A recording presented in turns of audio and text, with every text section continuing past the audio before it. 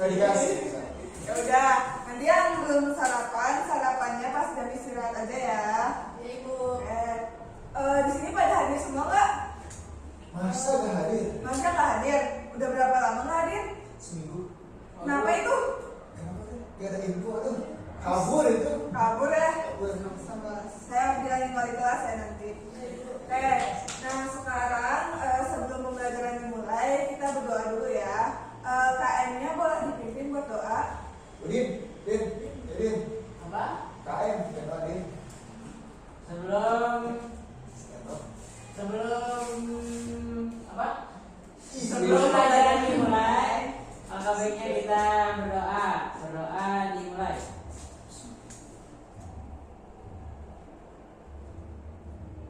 Berdoa selesai. Beri salam. Assalamualaikum warahmatullahi wabarakatuh.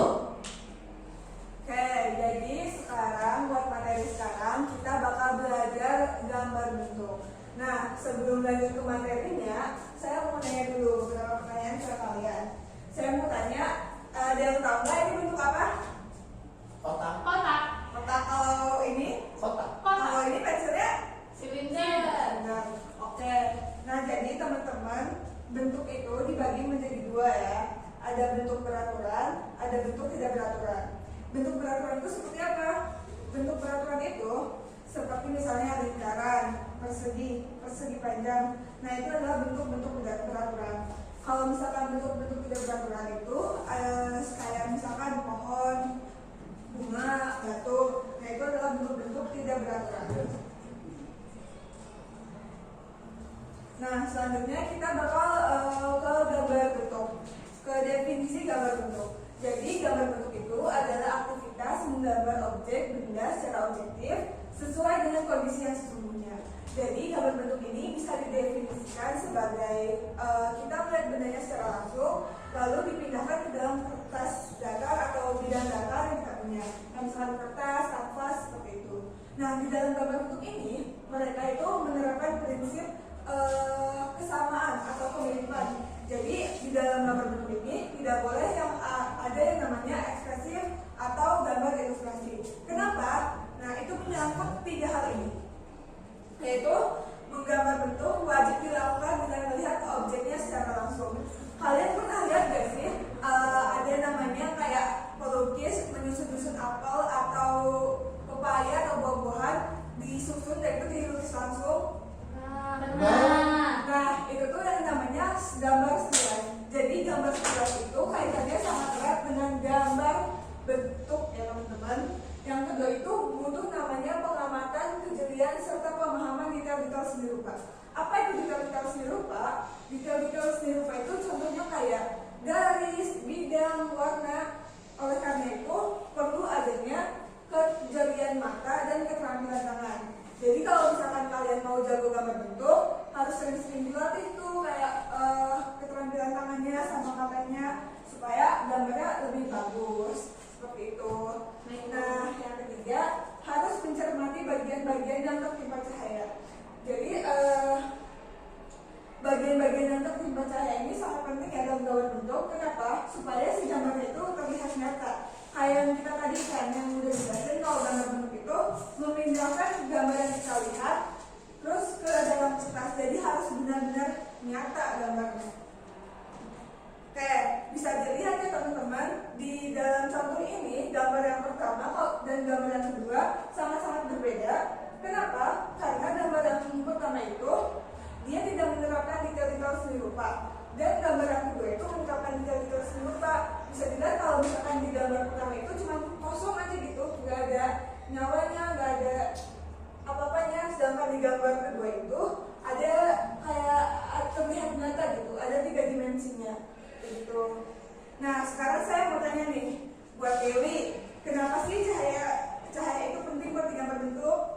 Soalnya biar bendanya itu kayak kelihatan ada ilusinya gitu. Nah, ya betul.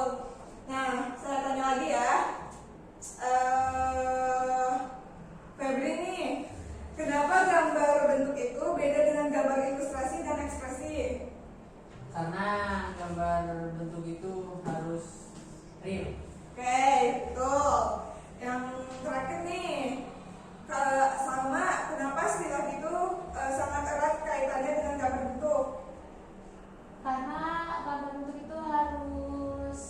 menggambar sesuai dengan yang aslinya. Betul. Oke, jadi udah pada paham ya.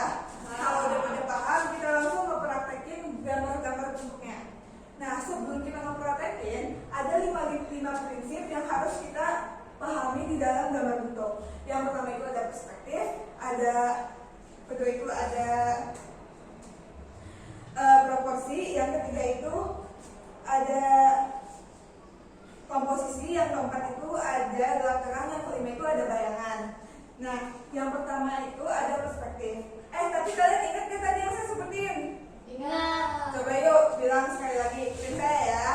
Yang pertama itu ada perspektif. Perspektif. Yang kedua ada proporsi. Proporsi. Yang ketiga itu ada komposisi. Komposisi. Yang keempat ada gelap terang. Yang kelima ada bayangan. Oke, kita langsung ke prinsip pertama. Prinsip pertama itu adalah prinsip perspektif. Prinsip perspektif adalah kaidah yang mendasar dalam menggambar bentuk maupun melukis realis. Dalam melukis realis artinya memanfaatkan perspektif dengan berpedoman pada satu atau dua titik tilang atau titik lenyap. Jadi gambar perspektif ini adalah teknik yang digunakan supaya ada kedalaman ruang. Jadi si objeknya itu terlihat berjarak. Jadi kita bisa menentukan si objeknya itu mau dekat atau jauh. Nah, itu menggunakan teknik perspektif ini. Nah, lanjut. Yang kedua itu ada prinsip proporsi. Apa itu prinsip proporsi? Prinsip proporsi ini adalah menggambar dengan perbandingan pada setiap bagian maupun bagian dengan keseluruhan. Jadi prinsip proporsi ini hubungannya erat dengan ukuran benda yang akan kita gambar. Bisa dilihat di sini, ini proporsi yang tepat, ini proporsi yang kurang tepat. Kenapa? Karena bisa dilihat ya di sini mangkok atau cangkirnya itu, masa ada mangkok yang lebih besar, lebih ukurannya sama besar dengan termos, itu kan kurang balance gitu. Jadi prinsip proporsi ini untuk keseimbangan dan keharmonisan. Bisa dilihat kalau misalkan proporsi yang tepat ini lebih ada keharmonisannya dibanding proporsi yang kurang tepat. Kenapa? Karena mangkoknya sama ukurannya dengan si termos itu. Nah, lanjut. Prinsip ketiga itu ada prinsip komposisi. Jadi prinsip komposisi adalah penataan atau susunan letak objek gambar. Penyatuan komposisi objek gambar akan lebih mempercantik gambar serta lebih memperlihatkan pesan dari gambar itu sendiri. Jadi komposisi ini untuk mengatur objek-objek visual dalam gambar.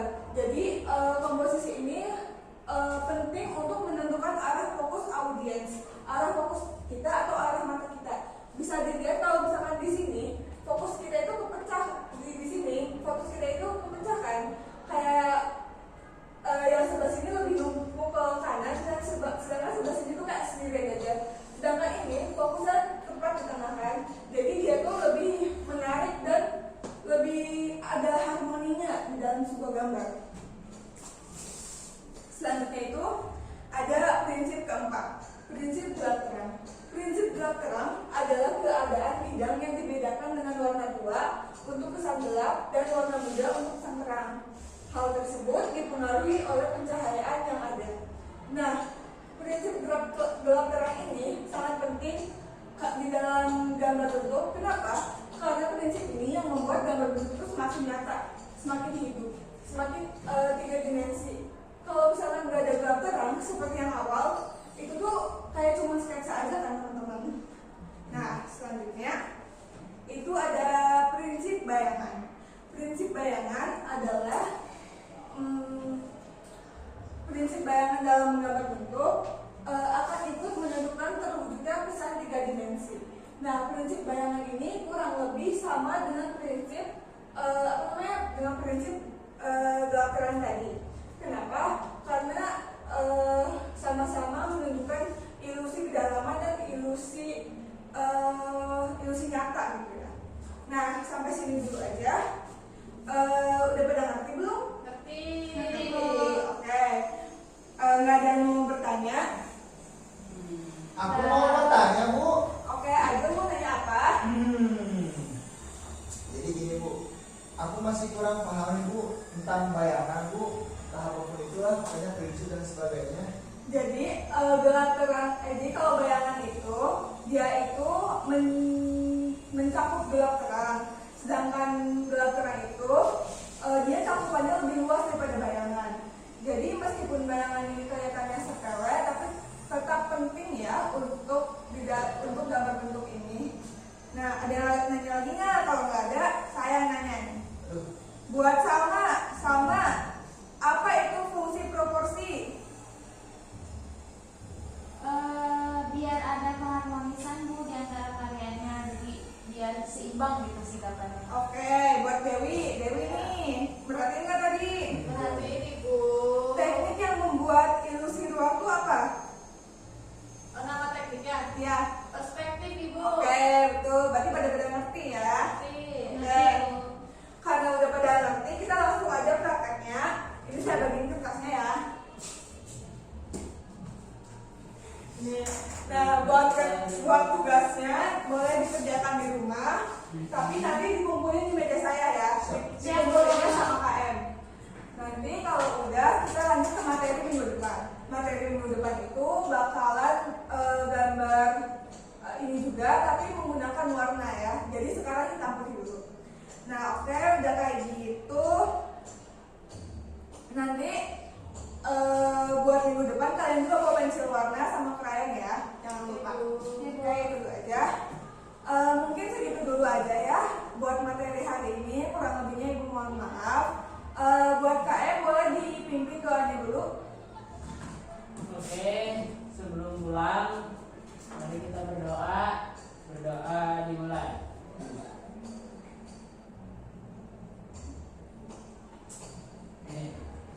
Berdoa selesai.